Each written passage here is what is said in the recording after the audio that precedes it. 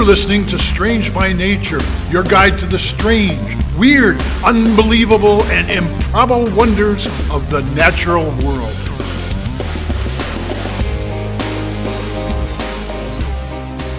Hello, everyone, and thanks for being here today. I'm Kirk Mona, and joining me are Rachel Gimza and Victoria Thompson. We're all naturalists who together have scoured the world for weird and wonderful wonders, just to please your mammalian brain's desire for novelty. Isn't that nice? Let's do this. Well, hello, everybody. Welcome to the show. Good, as Yay! always, to be here with you, too. We're so happy to be here. Great to be Yay! here. Yay. Well, last week I did a bit of a callback with Color Blue to an episode from 2 weeks before that. And today I'm doing a callback to the episode from 2 weeks ago today. Oh, okay. Okay. That was the one where I talked about bats catching birds in midair. Oh, yes. Okay. Yes. Yeah, that was I think Kirk has seen what you are about to talk about. remarkable take something off recent my research list. where scientists attached lightweight sensors to a certain species of bat, and they were able to Right. show that they were chasing down and catching migrating birds in midair. Absolutely week I insane have- behavior. I do have another bat-related topic. Oh, phew. This time the tables have turned, and today we're going to be talking about other animals catching and eating bats. Ooh. Yeah. That's fun.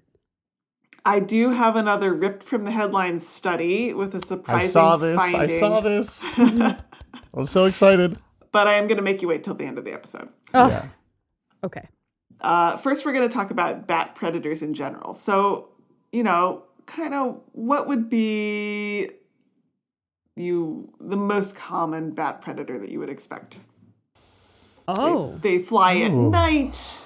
Yeah. You would expect, Maybe an owl? Yeah, an Owls. owl. Yeah.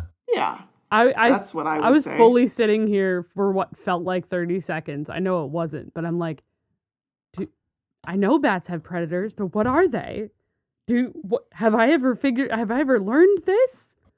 Wow. Yeah. I don't would think say, we like, talk about it a whole lot. Just It's in an common. understudied topic. Yeah. A lot of White- stuff that happens at night is Wh- kind of, white nose syndrome. yeah. Yeah. Oh, too soon. Yeah, I know. Okay, so owls. Well, owls, yes. There are a variety of owls that take bats, including the great horned owl and the barred owl, which live around our area. Mhm. There was a literature report of a pair of barred owls nesting in a city park in Valdosta, Georgia, that seemed to specialize in bats during the owl's nesting season, Okay. based on analysis of the owl's pellets. Okay. It's kind of fascinating. I would love to, not that I want them to eat a bat, because I think bats are really pretty amazing, but also, like, I kind of want to see an owl pellet that ate a bat. I want to know what that looked like. Yeah. Probably pretty similar to a mouse. Yes, just with more long bones from the wings. I guess. mean, yeah, I guess. If they bother to eat the wings, they might not. Right. Like Der Fledermaus. Mm. Okay. Owls are largely ambush predators rather than pursuit predators, Right. So a common strategy, they've been observed perching on or near bat roosts or artificial bat boxes and nabbing them as they emerge in the evening or as they return to the roost, Okay. Ha. which, easy pickings, I guess. I mean, you know where There they're are- coming from and where they're going to. Yeah. Yeah. There are also raptors from groups of raptors that are normally active during the day that take bats or even specialize in bats. Oh. So I had never heard of these birds before, but there is a bat falcon from South America. What? Now, Okay. this name is a little misleading. They actually consume a wide variety of prey, largely birds, but average of about 14% bats, according to the literature that's out there. That's Although pretty they're- good. Similar Yeah. to those barred owls in Valdosta, Georgia, there do seem to be individual pairs of birds that specialize in bats. I mean, And yeah. the bat falcons will hunt at dusk and dawn, and often into the early parts of the night in order to pursue their prey. There is also the bat hawk, which has a wide distribution across the middle of Africa and into Southeast Asia. And this truly is a bat specialist. They are fast flyers and they hunt bats on the wing. Oh, And wow. then, get this, Yeah. they swallow them whole. Oh. What? Sounds awfully scratchy. Wow. Just think about that for a moment. Are the bats are still alive, yes, if they swallow them whole? I mean, I think they Oh. probably They break probably their break necks. their neck. Okay. Yeah.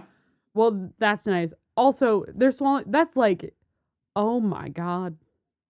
That's like mean, like you've a seen snake. Just gulp. Yeah. I mean, when we have a red-tailed hawk we work with at work, and if you feed Yeah. him mice, a lot of times if it's a smaller mouse, he'll just swallow that whole. Yeah. Sure, but the wings. Yep. I know. They fold up. And so If you I get don't, them to be folded up. right? True. I don't know. I didn't dig into the papers that figure was cited from, but apparently it takes an average of 6 seconds for the bat to reach the stomach of the bat hawk after capture. 6 seconds? Whoa. And They don't mess around. no, given this, it's not too surprising that this bird has the largest gape relative to its size of any raptor. Okay. That makes sense. Yeah. So that means it can open its mouth super wide. Wait. Is that for all birds or for No, raptors? for raptors. So its Okay, its 'cause gape I'm like- is more similar to like a You're nighthawk thinking or like- a swift. Yeah, I was gonna say there's some of the nightjars and stuff that have like crazy huge mouths. So You're completely Okay. forgetting about the pelican was right. Right, yeah. Right. No, just among raptors. But the hypothesis is okay. because they have a limited amount of time to capture their prey at dawn and dusk, when they gotta can be still quick. see. They have to get it done quickly, yes. Yep. So, and then there was also a review article that looked at overall predation of bats by day-active raptors, that is sort of not owl type of raptors, and concluded that pressure from raptors was actually likely one of the driving forces causing bats to evolve to be nocturnal. oh wow, okay, Yeah. All right. that makes sense. Yeah. Domestic cats also catch bats. They Yeah. catch yeah. so many things. Often as they're emerging at night or potentially as they're roosting, especially if they're in attics or somewhere else in a house where the cat might be, you can imagine. There are other animals, mammals, that catch and eat bats too. Not just mammals. There are many species of snake that can catch and eat bats, sometimes on the wing, Oh, okay. especially in the tropics. Wild. Yeah, so Okay. just Yeah. ambush. Bats are especially vulnerable when they are hibernating. They're usually gathered in large numbers in a space called a hibernaculum, and they are in deep torpor, so their bodily functions are all slowed way down. Any animal that can get in and reach the bats can make a big dent. A few examples include foxes, opossums, raccoons, martins, and this one was a shocker, wood mice. Oh, You said Yes. mice? Mice, will eat bats? yes. That is nuts. I had no idea. Okay, I guess. Yeah, I mean, you think of mice as being scavengers and they eat insects and like they'll eat Sure. whatever they find, but actually A whole. predating on bats. Wow. Yeah. That feels different. That just sort of breaks my brain. Yeah, me too. Oh my god. But this does bring us to the research that I teased at the beginning of the episode. Ooh. A team of researchers in Germany was using infrared cameras to count and observe bats that were emerging from a roost in an underground cave in a city in northern Germany. And there was a little kind of box kiosk thing that had been built around the hole in the ground that was this cave access point in order to protect them from cats. I got you. Okay. When they were reviewing this infrared video footage, the researchers discovered that brown rats would climb up to the landing platform of the kiosk, which the researchers inadvertently helped them to do by hanging a curtain to block light to aid the infrared camera function. Okay. Oh, But they might have been able to climb up anyway. And the rats, in total darkness, would wait, sitting up on their hind legs, using their tails for balance, and grab bats on the wing as they were returning to or leaving the cave entrance, killing them with a bite to the back of the neck. What? Yep. Yeah. Oh my. So this is happening in total darkness. So the researchers hypothesized that the rats are using their whiskers and maybe their fur to detect the air movement of the approaching bats. Wow. Okay. That's It's wild. just amazing. Yeah, and you can watch this video footage online. It's really something. Yeah, it sounds like it. My God. That's wild. And as a parting factoid, in researching this episode, I also came across another paper with a surprising bat predator.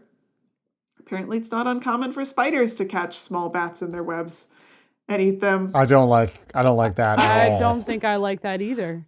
And Nope. we talked about the bird-eating tarantula, but like, I still don't like the that. bat-eating tarantula. Yeah. Oh my Yeah. God. Huh. I don't love that, Victoria. Yeah. I had a long list of sources this week. I feel like if I read them all, it's going to be really boring. So I'm just going to highlight a couple of them. Wildlife Online UK had a helpful article. And the bat hawks was from an article in Biotropica from October 2011. And the article about the rats catching the bats was called Active Predation by Brown Rats, Rattus norvegicus, on Bats at Urban Mass Hibernacula in Northern Germany, Conservation and Health Implications, from November 2025 in Global Ecology and Conservation. Cool. Tragic, Yeah, but cool. We're going to take a break, and when we come back, it'll be Kirk. Thanks, Victoria. Yay.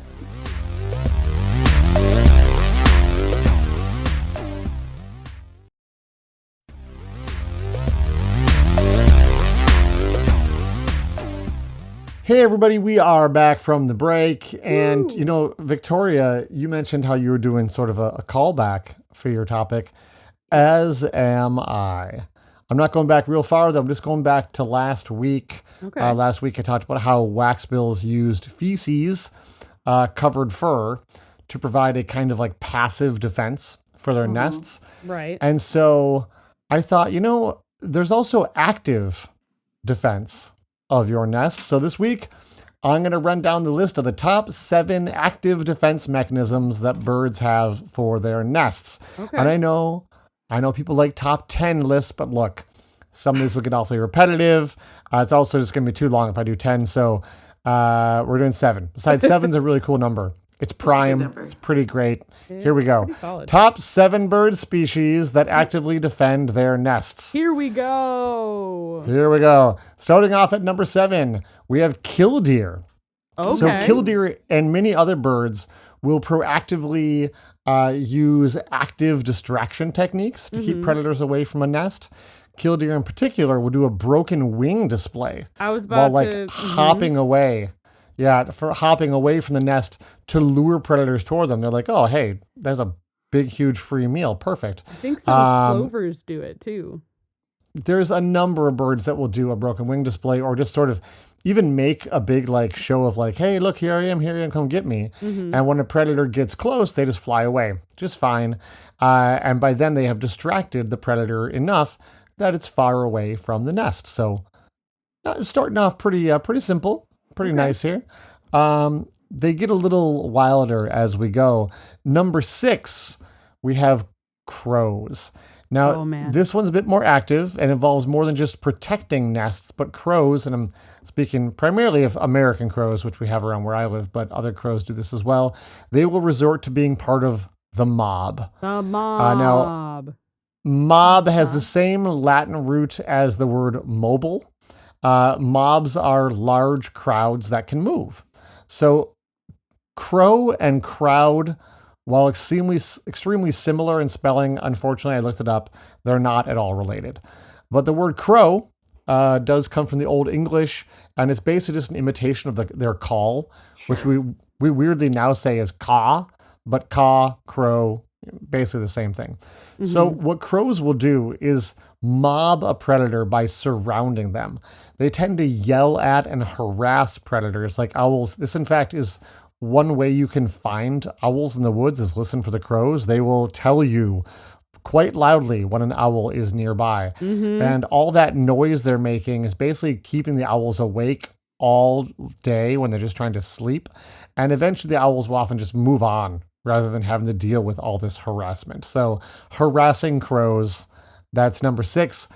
Moving on to number 5, we have red-winged blackbirds. The dive bombers of the sky.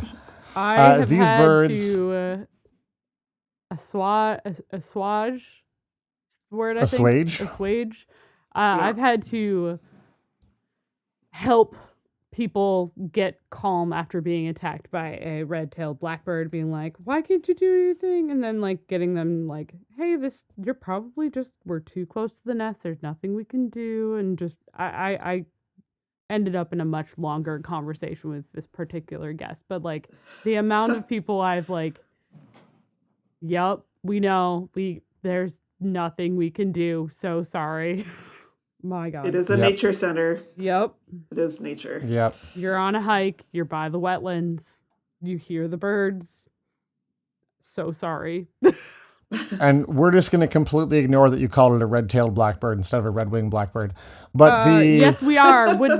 So sorry. Yes, a red-winged blackbird, not a red-tailed blackbird.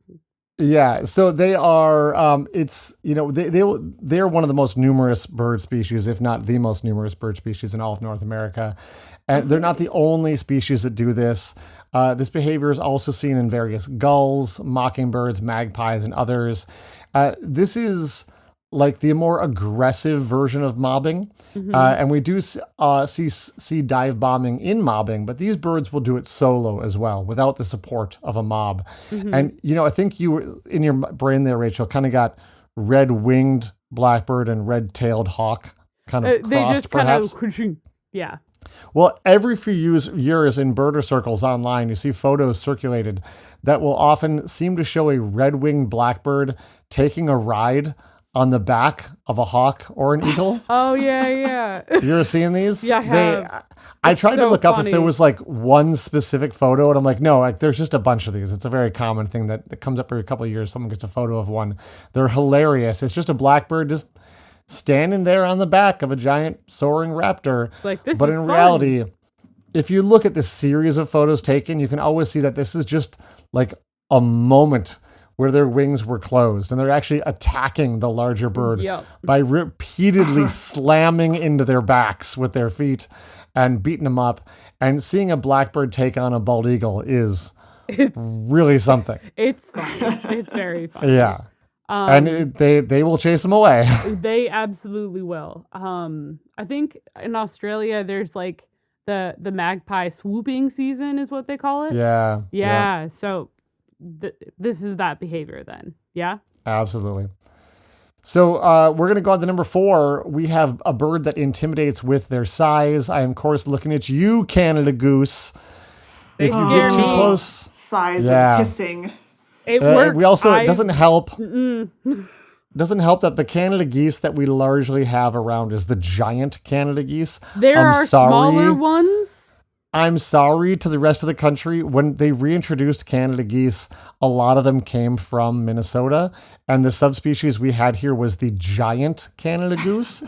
So a lot of the ones that are in city parks and stuff, sorry, that was us, the giant Canada goose. But in our defense, when they got re-established, we didn't think that they would do as well as what is it? What a comeback story. What an inspirational success What an story they are. inspiration. They came went back from so being hard, so almost well. extinct to now being called sky carp And in some places because there's nuisance. so many. Comeback story Well, of a lifetime. Part of what makes them a nuisance is not just the copious amounts of feces they leave everywhere on the shoreline, but Canada geese will charge at you with their head down and the wings out while hissing. This is part of what has earned them the name the cobra chicken. Definitely beware of the cobra chicken. I remember years ago, I took my wife to a park for a picnic, and we discovered the trails that you had to take were narrow, and there were geese everywhere because there was a lot of little wetlands in this park. And the geese would not let people pass down the trail. They were chasing people away. And we got into this standoff, and I realized I was holding a large red picnic blanket with me.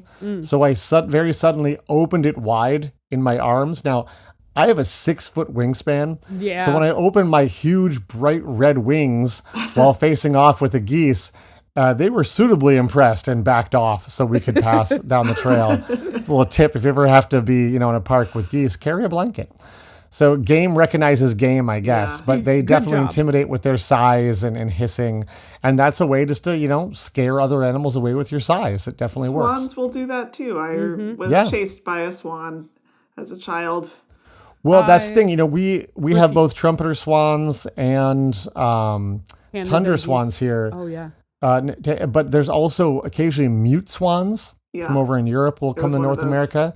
And they want to try to, get rid of those when they show up here. They're invasive and cause problems. But there have been kayakers that have been killed by mute swans that will attack and drown a human. So maybe I should have put that one on the list instead of the Canada goose. I mean, don't mess with a mute swan. They will mess you up. See, okay, great. Right that then. I stand by how I feel. There's like this thing that went around is like, how many geese do you think you could take, or how many I think it was geese. How many geese you could take in a fight with? You started to say like, geese, or maybe it was mountain lion. Is that what you started to say? It could be one of those. Yeah, I Okay. don't remember. It was either mountain Same lion difference. or geese. Same I'm pretty sure it difference. was Yeah. geese. Like, would you take? It was one of those. Like, would you take a horse-sized goose or 5 Oh, horse? a horse-sized goose-sized- goose? Yeah, I'm out. Right? There was just like a philosophical kind of question with those levels. Sure. I'll look it up and we can do a Patreon episode about it or something. Because like I know where I much stand, more. and I don't think I can stand. I don't think I could fight maybe more than 2 geese. Yeah.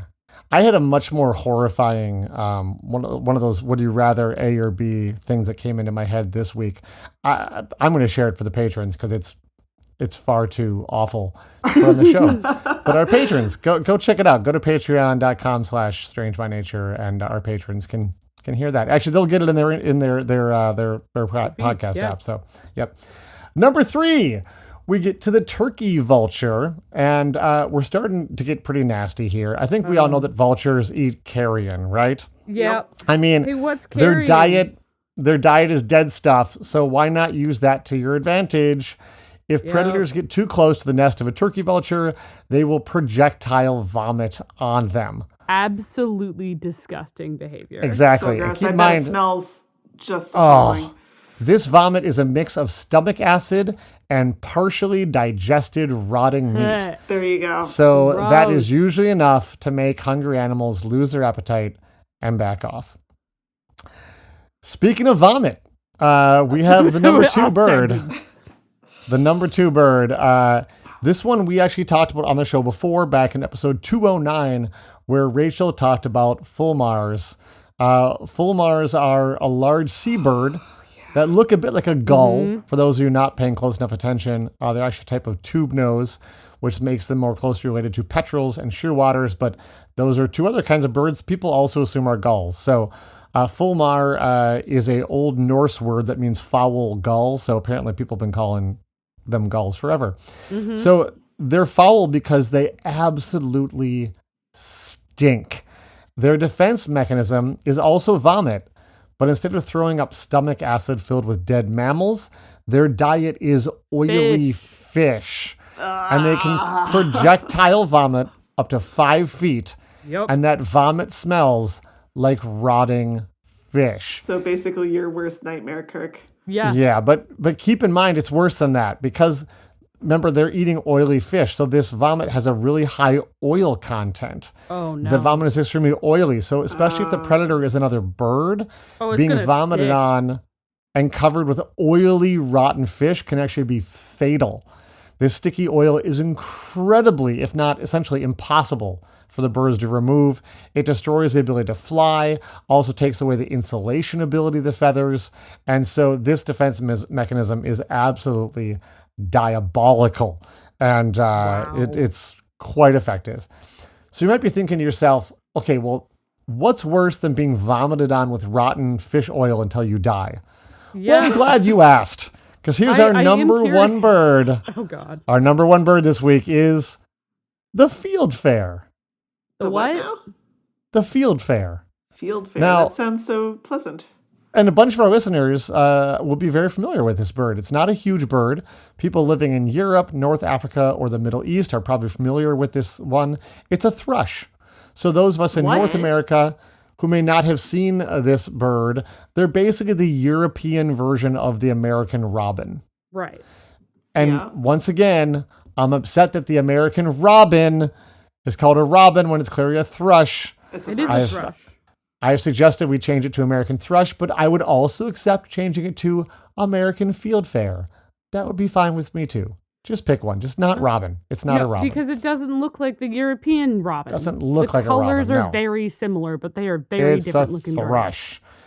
For our Aussie listeners, if you've seen I think it's a Bayesian thrush, those are down there. Those are also similar.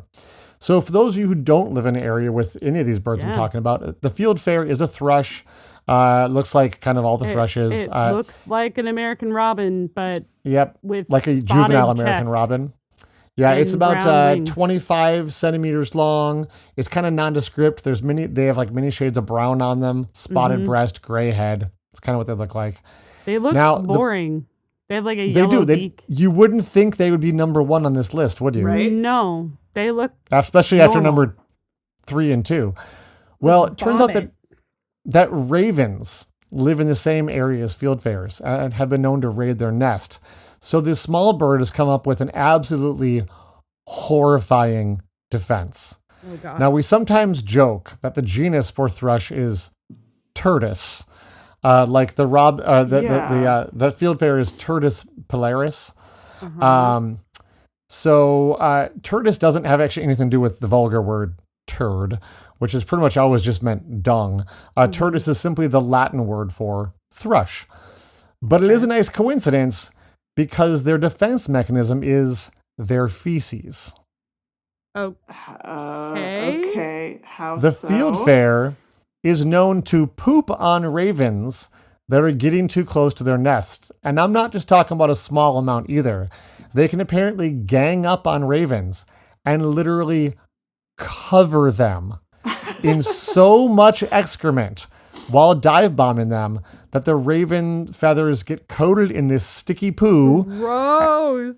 And the ravens literally lose the ability to fly because they are so Oh. covered in excrement. And Oh, similar to the predators of the fulmar, this can even result in the death of the raven, which Wow. I didn't want to have to choose which is the worst way to die, death by feces or death by rotting fish oil.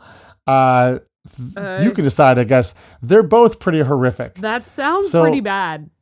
Yeah, let's just keep in mind that birds are dinosaurs. So some of these behaviors and defense mechanisms may go back deep in time, which is kind of Horrifying. amazing to think about. That is amazing and horrifying. All of Here's the thing. We live in a gross world where animals will use whatever they can to protect their young. And when you see a bird nest, keep in mind, just maybe give them some space, right? Yeah, Give them some space. Yes. Yeah. that might be a good idea. Yep. Now, that's what I have for you this week. Gross. We're going to take a quick break after that delightful little countdown of bird defenses. And when we come back, it'll be Rachel. Yay! All right, welcome back to the show, everyone. I get to end us this week, and I'm really excited, actually, because this is just what a interesting solution. So, famously, there's been a number of things that happen with waterways. Okay, humans have used them for like forever, pretty much, right? Humans have used them for ages. Sure. It's a way of locomotion, of transportation, of use for power. Beavers, animals use them all the time for similar things, for food, for transportation. Humans, however, in the last 100 or 150 years or so, have been putting in some new structures that have caused animals a little more trouble. So there are some animals that obviously they need to be able to use the water to get from one location to another. We've talked a little bit about different migrations on the podcast. I don't know how much, I can't remember how much we've talked about fish migration, but it's come up a little bit. It's come up here and there, but there's a couple really eels. Yeah.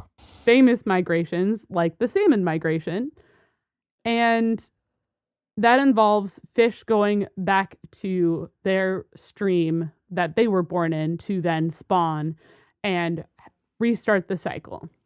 However, along a lot of those streams or major rivers to get from the ocean back to those birth streams, there's barriers there now. Like dams. There are dams and locks and human-made waterfalls in order to create power and as well as to help prevent flooding and other issues of that point. So humans care nowadays for that. So, and like we're seeing the detriments of not getting or not helping and creating detours for those fish to be able to go back into their spawning locations, right? Yes. Yeah. So what to do? What to do? Well, for some people, the obvious solution is to create something that is known as like a fishway, also known as a fish ladder. Yes. Yeah. And these are just artificial structures to really enable fish to be able to go around that water difference that happens around a lock and dam or any of those pieces. But my favorite thing that people have done to help fish get from one area to another, it's so beautiful. It is the fish cannon. I had a feeling you're going to go something like that, but fish cannon. All right, we got to hear about this. Wait. Have either of you heard of the fish cannon? It seems vaguely familiar, but yes. I couldn't tell you any details about it. So okay, well, it is what it sounds like. Oh, good. So it was originally designed in beautifully. The original design was made by a company in Washington, the state, and the company's The company's name is Whoosh. God. Perfect. Of course. Okay. Now this Go on. It was originally used for apples, actually, not for fish. It is a Really? apples, and it's a wet, flexible pneumatic tube that just uses air pressure to suck in salmon one at a time and then gently shoot them over the passage. So that's truly what it is. It is a cannon that uses air pressure to shoot them up and over a dam. Okay. So hold on. Mm-hmm. Are the fish like actually flying through the air or being shot through a tube? They're being shot through a tube into the air. Okay. So it's like Wait. the fish version of the pneumatic tube system that they have at my hospital, so that the pharmacy can send you medications and you can send lab samples to the laboratory. And Yes. Yeah, I'm still Of trying to course. understand though. Like, so I understand there's a tube involved, but do Yes. I want to know, at any point, is the fish flying through the air? Or is it always in some kind of tube? So it at least starts in a tube and it Okay. gets them over the original piece, and then I think it does go into the air and then into the water from the air. Okay, And okay. This is not a slow They're not thing. shooting them over the top of the dam in the air, though. That's what I really want them to be doing, but no. I don't think so. I think for bigger dams and locks and things, they actually don't Yeah. use the fish cannon, which I think is You a don't say. travesty. That would be so fun to watch. Yeah, I've seen a fish ladder there. You know, Yeah, I've been to, like, say, the Ballard Locks in Seattle, and they actually have glass in the side, so you can watch the fish going through the fish ladders. And Exactly. it's cool. It's not as dramatic as a fish cannon, though. right, Yeah. a fish ladder is sort of basically an artificial rapids. Pretty much Yeah, is what yeah. that is. Yeah. And a fish ladder is an artificial rapid. So humans have come up with a number of ways to help fish on their migration pattern. One of which is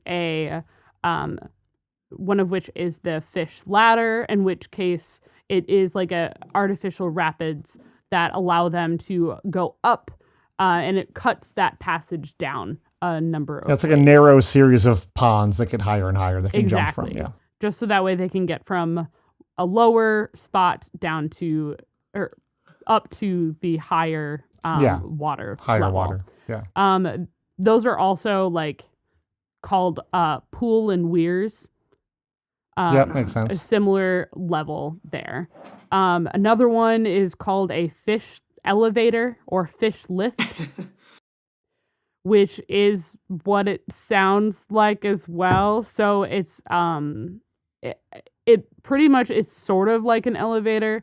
It's more with tall barriers. So the fish swim into a collection area and then they are nudged into like a hopper that then carries them up and empties them over the river. Okay.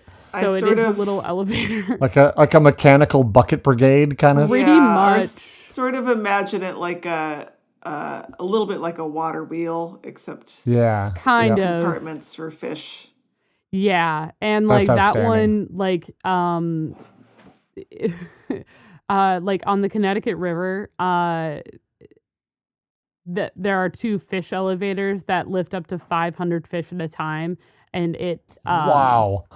and it actually That's bigger carries than I them was picturing. 52 feet. So it lifts them pretty high to get them up Yeah. over the Holyoke Dam. It's a 5-story building. Holyoke. Holyoke, yeah. So yeah, it's it's a great way to get fish from one spot to another.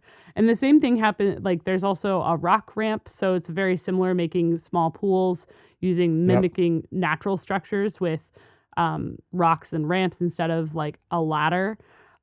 This is more this is a little bit easier and better for shorter barriers. Yeah, and then there's the fish siphon and the fish cannon. So which is a wild thing. I just love the So- fish cannon. So How do they get them to go in, essentially? Because they're following their nose, right? But why would Yes. they go into this so cannon entryway, as it were? that's a great question. So part of the reason why they developed this in the first place is because creating those locks and dam systems and creating the ladders and elevators to help fish move from one side to another is actually pretty expensive. So it's okay, what can we do to help get them from one side that's a little more efficient and maybe less expensive? So it's truly a device, and it just goes on one side of the dam. Sure. The and- downside, yeah. Yes. So it goes on the downside and it uses suction. So it just sucks up the fish that are on that side. So they place the tube on that side, sucks up the fish, and the pressure is pretty amazing because they go through that tube at 22 miles an hour. Whee! And then they shoot it out from the other side of the tube, and apparently they've reached heights of up to 30 feet in the air. See, now that part doesn't seem great for the fish. Right? Maybe Could you not. put the end of the tube a little closer to the water? You would think so, but apparently I can just picture eagles flying by and grabbing, or osprey grabbing the fish out of midair as they shoot out. It does take them out of the water. Apparently the fish don't seem very worse for wear. Apparently when they were testing this out, that was a really big concern, is making sure that it would be okay. But apparently they're doing just fine. So it allows the fish seem to be, they enter back in the water and they're okay. The biggest thing that happens is it allows them to go through the dam that can be 350 feet high. It allows them to be able to get through that much faster. So it truly is just a little vacuum where they're only in there for seconds. I've known about the fish cannon for a while, and I've seen some videos, and it's the funniest thing I've seen in a long time. But it does help. There have been successors since then that have done a little bit that are a little bit less traumatic than the original fish cannon, but that particular one, so the original fish cannon that I've been talking about, which is really fun, it is time consuming because it is using suction, and if you want to make sure you're getting the fish that you want to get up on the other side, you do have to hand load the fish. Oh, okay. So that was something I was not. Yes. I was missing that piece of the puzzle. They're they were loading them, and they were trying to figure out how to get the fish to go in on their own, and that part was the struggle that has been happening. However, as of so the original fish cannon was in 2014. Was the biggest thing that happened, and it looks wild, it's very silly and very funny. But yeah, I'm watching a video. I brought up a video to look at. Yeah, and it just so people are, if they're worried about this fish flying through the air, all the videos I'm seeing where they come out at the end, they're a foot above the water. Yeah, they might go far, but they're not going. They're not launching them into the air. No. Yeah, as fun as that would be, that would be a lot more traumatic and not be detrimental to what they are trying to do, which is save the fish. Yes.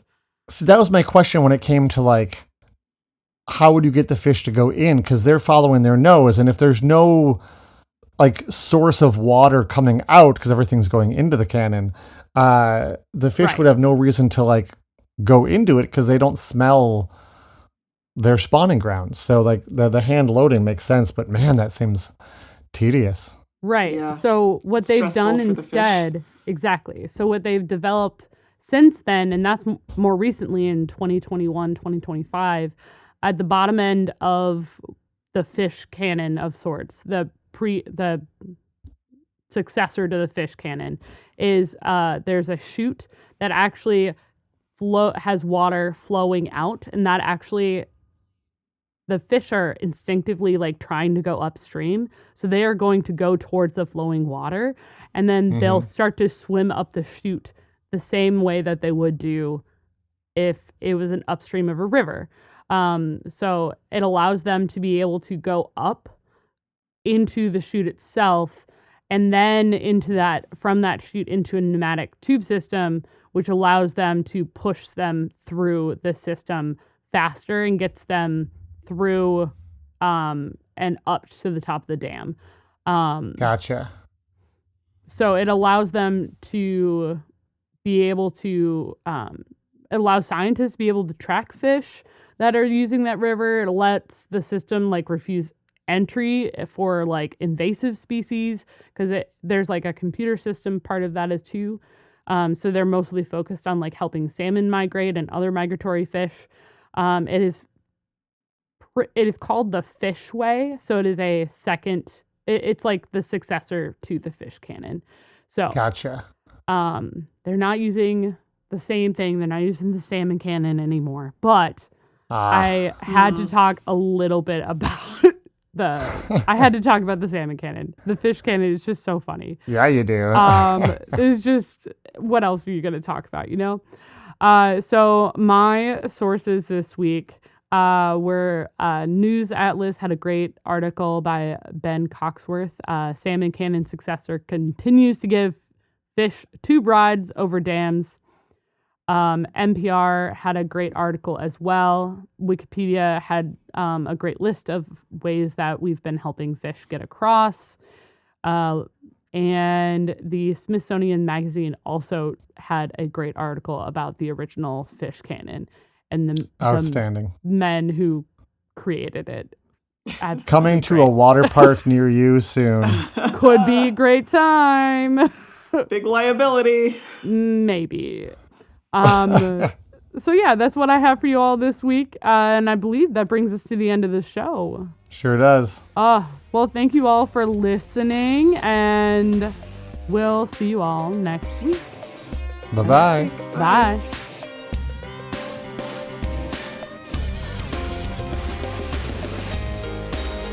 Thanks everyone for listening to today's show. Be sure to subscribe. New episodes drop every Wednesday, and we love sharing this strange world with all our listeners. If you would be so kind as to leave us a 5-star rating and review wherever you get your podcasts, that would be great. It lets other lovers of the strange discover the show. You can reach us by searching for Strange by Nature Podcast on Instagram, Facebook, and Blue Sky. You can send us an email as well. Our address is contact@strangebynaturepodcast.com. If you want more information about the show, you can check out our website, strangebynaturepodcast.com, and you can support the show and get ad-free episodes at patreon.com/strangebynature. Until next week, get outside, stay curious, and embrace the strange.